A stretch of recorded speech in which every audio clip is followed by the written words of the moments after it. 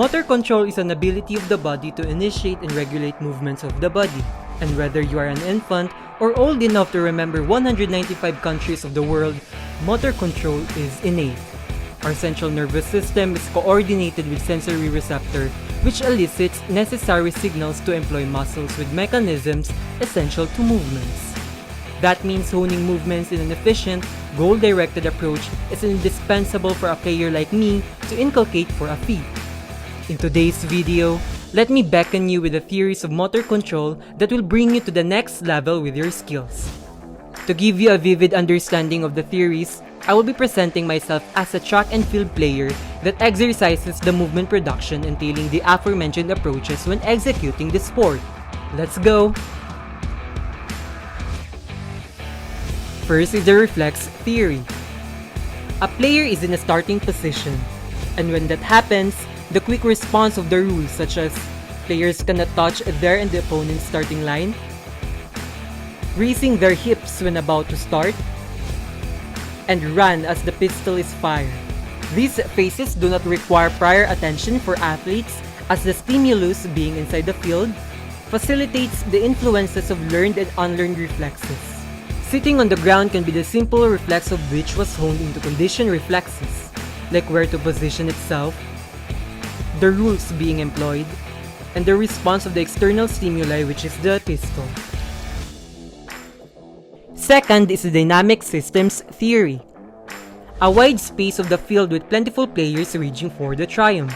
That is how a player gauged the possible techniques he or she can employ once competitiveness transpires. There can be instances where players begin to get close in their respective places and require suitable trajectory for the goal. To naturally produce during the competitions, practicing multiple times the possible experiences without being in control of extreme thought is imperative.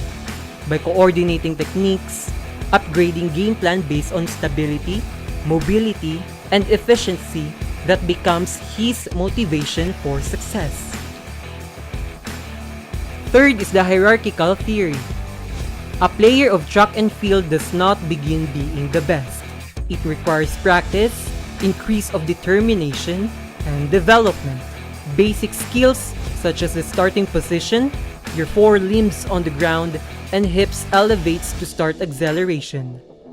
That is honed through multiple practices, which is coordinated with closed-loop mode, wherein sensory feedback is important for the development of skills and movements.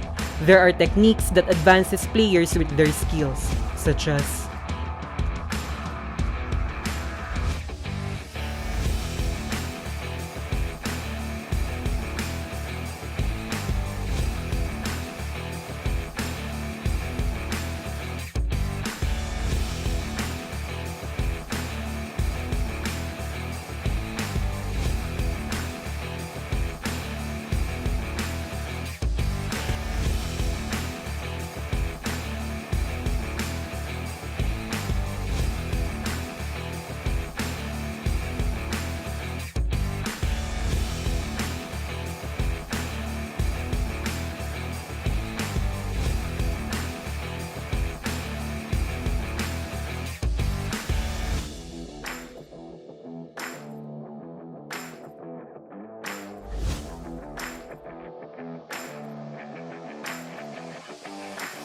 Fourth is the motor program theory.